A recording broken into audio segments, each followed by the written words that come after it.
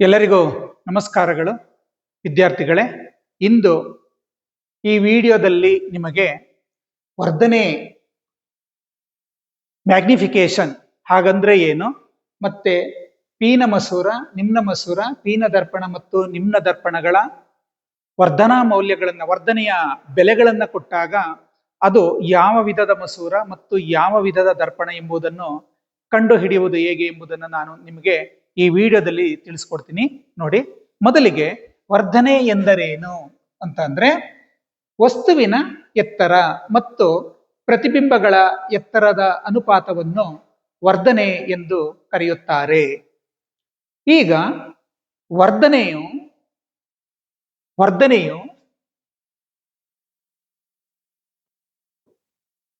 Minus ಚಿಹ್ನೆ, negative sign ಅನ್ನ ಹೊಂದಿದ್ದರೆ ಅದು ಸತ್ಯ ಪ್ರತಿಬಿಂಬ. ವರ್ಧನೆಯು ಪಾಸಿಟಿವ್ ಸೈನ್ ಅನ್ನ ಹೊಂದಿದರೆ ಅದು ಮಿಥ್ಯ ಪ್ರತಿಬಿಂಬ. ಸೊ ವರ್ಧನೆಯಲ್ಲಿ ಪ್ಲಸ್ ಚಿಹ್ನೆ ಇದ್ದರೆ ಮಿಥ್ಯ ಪ್ರತಿಬಿಂಬ, ವರ್ಧನೆಯಲ್ಲಿ ನೆಗೆಟಿವ್ ಸೈನ್ ಇದ್ದರೆ, negative sign real and inverted image, positive sign virtual and erect ಆಗಿರುತ್ತೆ, ಮಿಥ್ಯ ಮತ್ತು ನೇರ ಪ್ರತಿಬಿಂಬವಾಗಿರುತ್ತದೆ. ಈಗ ನಾನು ನಿಮಗೆ ಪೀನ ಮಸೂರದ ವರ್ಧನಾ ಮೌಲ್ಯಗಳು ಏನೇನು ಇರಬಹುದು ಅನ್ನೋದನ್ನ ನಾನು ನಿಮ್ಗೀಗ ತೋರಿಸ್ಕೊಡ್ತೀನಿ. ಪೀನ ಮಸೂರದಲ್ಲಿ ನಾವು ವಿವಿಧ ಸ್ಥಾನಗಳಲ್ಲಿ ವಸ್ತುಗಳನ್ನು ಇಟ್ಟಾಗ ಅವುಗಳ ಪ್ರತಿಬಿಂಬಗಳು ಬಲಭಾಗದಲ್ಲಿ ಉಂಟಾಗುತ್ತದೆ. ಮತ್ತೆ ಸಾಮಾನ್ಯವಾಗಿ 5 ಸಂದರ್ಭಗಳಲ್ಲಿ ಸತ್ಯ ಮತ್ತು ತಲೆಕೆಳಗಾದ ಪ್ರತಿಬಿಂಬವನ್ನು ಉಂಟು ಮಾಡುತ್ತದೆ. ಅವುಗಳ ವರ್ಧನಾ ಮೌಲ್ಯ ಮೈನಸ್ ಆಗಿರುತ್ತದೆ. -1, -2, -3 ಈ ರೀತಿ ವರ್ಧನಾ ಮೌಲ್ಯಗಳು ಇರುತ್ತವೆ. ಈ ಮೈನಸ್ ಬಂದು ಮಸೂರ ಯಾವುದು ಅಂತ ಕೇಳಿದಾಗ ಇದು ಖಂಡಿತವಾಗಿರೋ ಪೀನ ಮಸೂರವೇ ಆಗಿರುತ್ತದೆ.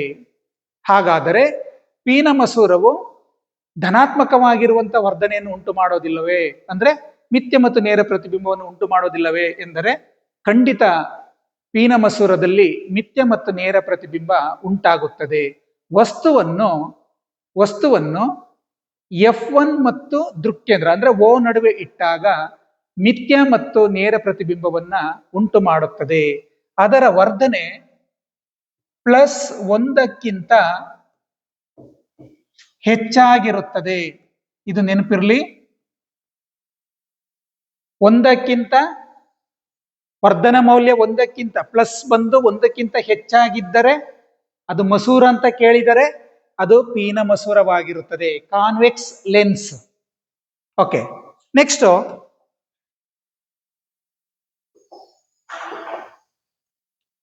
ಈಗ ನಿಮ್ನ ಮಸೂರವನ್ನ ನೋಡೋಣ. ನಿಮ್ನ ಮಸೂರದಲ್ಲಿ ವಸ್ತುವನ್ನ ಇಟ್ಟಿರುವ ಕಡೆ ಪ್ರತಿಬಿಂಬ ಉಂಟಾಗುತ್ತದೆ. ಅದು ಯಾವಾಗಲೂ ಮಿಥ್ಯ ಮತ್ತು ನೇರ ಪ್ರತಿಬಿಂಬವನ್ನ ಉಂಟು ಮಾಡುತ್ತದೆ.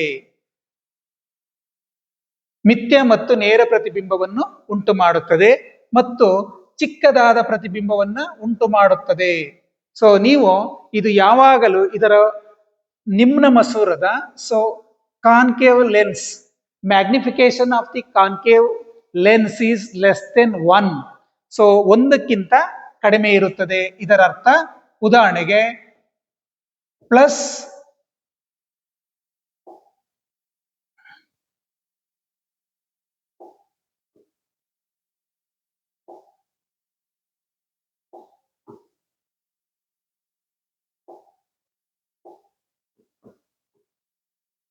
+0.33 ಅಂದರೆ +1ಕ್ಕಿಂತ ಕಡಿಮೆ ಇರುತ್ತದೆ.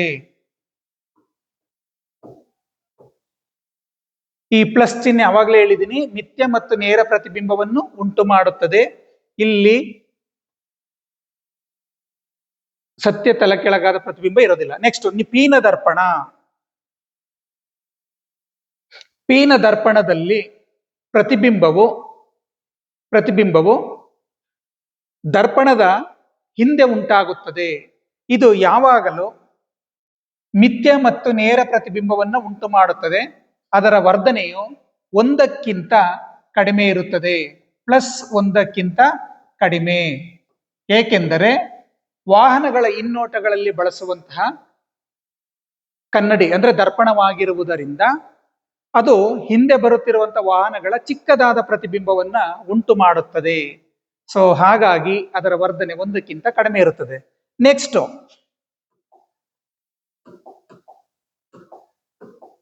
ಓಕೆ, ನೆಕ್ಸ್ಟ್ ನಿಮ್ನ ದರ್ಪಣ. ನಿಮ್ನ ದರ್ಪಣ ನೋಡೋಣ. ನಿಮ್ನ ದರ್ಪಣದಲ್ಲಿ ಕಾನ್ಕೇವ್ ಮಿರರ್ ನಲ್ಲಿ ನೋಡಿ, ವಸ್ತುವನ್ನು ಇಡುವಂತಹ ಕಡೆ, ವಸ್ತುವನ್ನು ಎಲ್ಲಿ ಇಡ್ತೀವೋ ಆ ಕಡೆಗೆ ಪ್ರತಿಬಿಂಬವು ಉಂಟಾಗುತ್ತದೆ.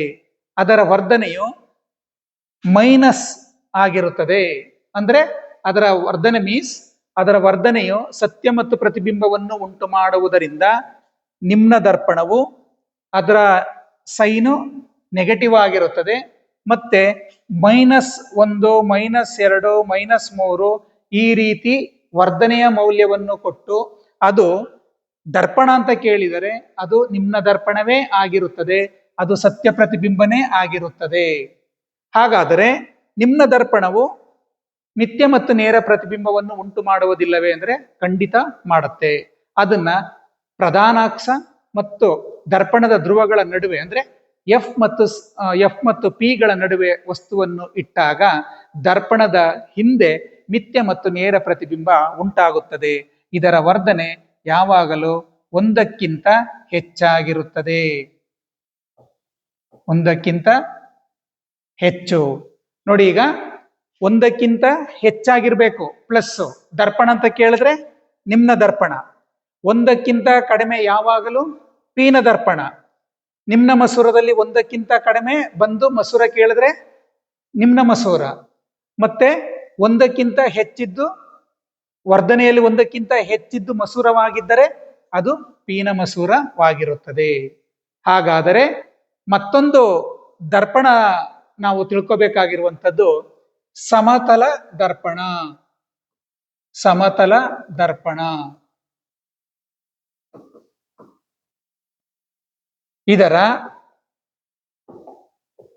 ಇದರ ವರ್ಧನಾ ಮೌಲ್ಯವು ಯಾವಾಗಲೂ +1 ಆಗಿರುತ್ತದೆ. ನೆನಪಿರ್ಲಿ, ಇದರ ವರ್ಧನಾ ಮೌಲ್ಯ ಯಾವಾಗಲೂ +1 ಆಗಿರುತ್ತದೆ. ಅಂದರೆ ವಸ್ತುವಿನ ಗಾತ್ರ ಎಷ್ಟಿದೆಯೋ ಪ್ರತಿಬಿಂಬದ ಗಾತ್ರನು ಕೂಡ ಅಷ್ಟೇ ಇರುತ್ತದೆ. ಇದು ಸಮತಲ. +1 ಬಂದಿದ್ರೆ ಸಮತಲ ದರ್ಪಣ, ಅದು ಯಾವಾಗಲೂ ಮಿಥ್ಯ ಮತ್ತು ನೇರ ಪ್ರತಿಬಿಂಬವನ್ನ ಉಂಟು ಮಾಡುತ್ತದೆ. ಹಾಗೆಯೇ ಅದು ವಸ್ತುವಿನ ಗಾತ್ರ ಎಷ್ಟಿರುತ್ತದೆಯೋ ಅಷ್ಟೇ ಗಾತ್ರದಲ್ಲಿ ಪ್ರತಿಬಿಂಬವು ಕೂಡ ಉಂಟಾಗುತ್ತದೆ. ಧನ್ಯವಾದಗಳು.